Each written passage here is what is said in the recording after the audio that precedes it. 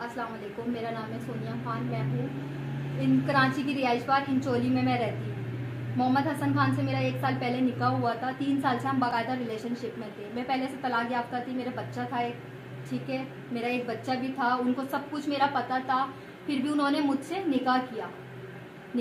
फिर हम लोग शादीशुदा ज़िंदगी गुजार रहे थे। हमने फ्लैट लिया हुआ था रेंट पर, हम लोग वहाँ रह रहे थे, आते थे जाते थे, वहीं रहते थे। और फिर उसके बाद एक लड़की आई, लड़की ने मुझे मैसेज किया कि आप इसकी कौन हो। फेसबुक पे जब मैंने तस्वीर लगाई तो उस लड़की ने बोला मैं इसकी वाइफ हूँ, आप कौन हो। तो मैंने कहा मैं भी इसकी वाइफ हूँ, ऑफिशियल वाइफ, हमारा निकाह हुआ है। कह रही निकाहनामा कहाँ है।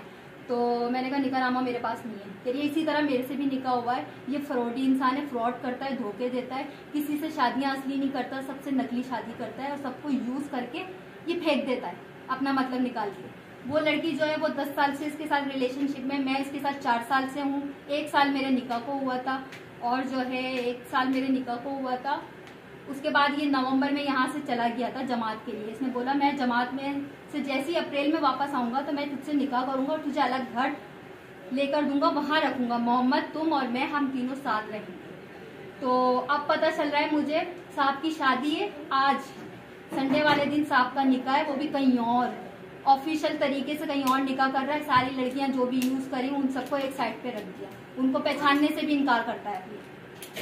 तो मेरी यही गुजारिश है सबसे कि इसको सजा दी जाए, क्योंकि इसका भाई जो है वो कहता है हमारी सोर्स बहुत है, ये लड़कियां हमारा कुछ भी नहीं कर सकती।